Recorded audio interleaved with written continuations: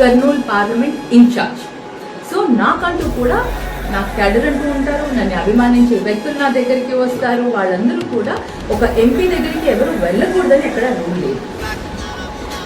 వాళ్ళందరూ నా దగ్గరికి వస్తే వాళ్ళందరినీ ఆదరించాను, వాళ్ళందరికీ కూడా తోడుగా ఉంటాను వాళ్ళందరికీ. అంతేకాకుండా ప్రతి ఒక్కరూ కూడా నా క్యాడర్, వైఎస్ఆర్సీపీ కార్యకర్తలందరూ కూడా నా కార్యకర్తలు, వాళ్ళందరూ కూడా నా భర్తలు. ఓకే, పార్లమెంటు సమన్వయకర్తరాలైనా కూడా మీరు బలంగా ఎమ్మెల్యే నియోజకవర్గం ఇన్ఛార్జ్ రావాలని ఎమ్మెల్యే అభ్యర్థి కావాలని కోరుకుంటున్నారు కదా.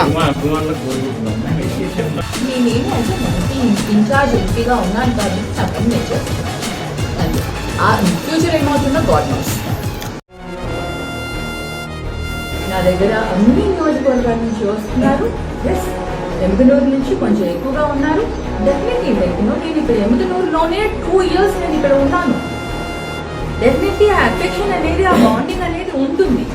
సో అంత మాత్రాన నేను depending on person to person కాబట్టి దాని గురించి నేను మాట్లాడదలుచుకోలేదు. అంతమంది ఎమ్మెల్యేలో నాయకులు కార్యకర్తలు ఉన్నారు, కానీ ఇన్ఛార్జ్ దగ్గరకు పోవట్లేదు కదా. ఇదో పెద్ద సమస్య జనం చూస్తున్నారు. బుట్టారెడ్డి గారిని నమ్ముకొని ఉన్నారు. రేపు కౌన్సిలర్ ఎలక్షన్లో వీళ్ళందరికీ న్యాయం జరుగుతుందా? ఇంత పెద్ద వర్గం మీ దగ్గరే ఉంది, అది టౌన్ సంబంధించిన వర్గం అంతా ఉంది. రేపు టౌన్ మున్సిపల్ ఎన్నికలు అన్నప్పుడు మీ దగ్గరే ఉన్నారు అందరూ.